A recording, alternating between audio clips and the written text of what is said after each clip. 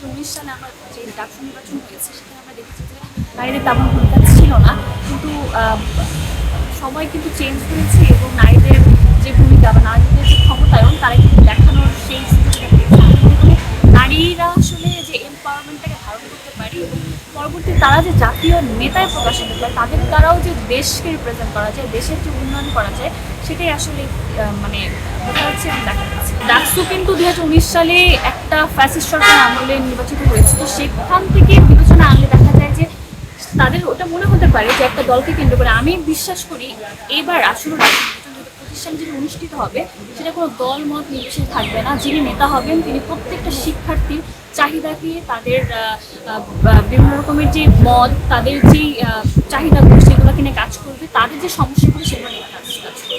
আমাদের যে নারী পদপ্রার্থী আছে তাদেরকে নিয়ে বিভিন্ন রকমের কিন্তু ব্যাশিং করা হচ্ছে তাদের চারিত্রিক বিষয়গুলো নিয়ে। এছাড়া আমাদের বিভিন্ন অন্যান্য যারা পদপ্রার্থী তাদেরকে নিয়েও করা হচ্ছে।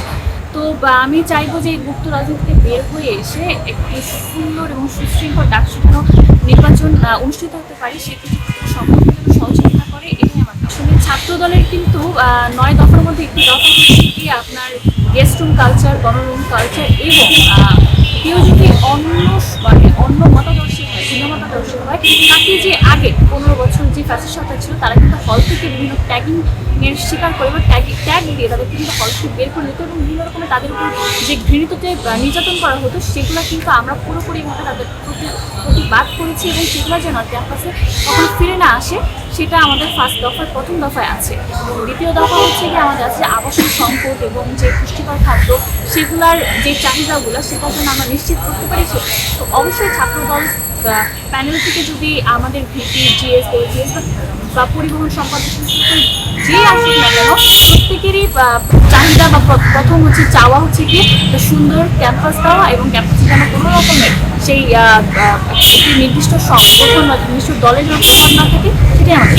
ফজিলাতুন্নেসা মুজিব হলে সেদিন যে মবের সৃষ্টি হয়েছিল তার পুরোটা আমার উপর হয়েছে। তো আমি কিন্তু একদম সময়ের সাথেই কিন্তু আমি সেদিন ছিলাম, মানে অন টাইম উপস্থিত ছিলাম।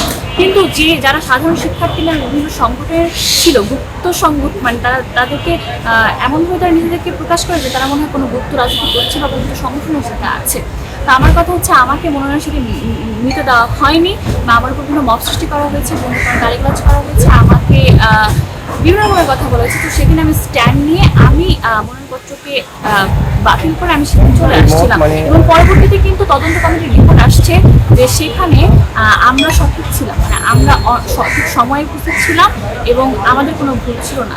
যারাই নির্বাচিত হোক না কেন তাদের প্রত্যেকের উচিত যে ক্যাম্পাসকে যেই ক্যাম্পাসের সমস্যাগুলো আছে সেই সমস্যাগুলোকে আগে নির্ধারণ করা এবং সেই সমস্যাগুলোকে সহজ উপায়ে শিক্ষার্থীদের মতামত নিয়ে শিক্ষার্থীরা কী চায় সেই চাওয়ার উপর ডিপেন্ড করে যেন ক্যাম্পাসটাকে নতুন করে এক নতুন ক্যাম্পাস যেন তারা উপভোগ করতে পারে, এটাই আমাদের চাই।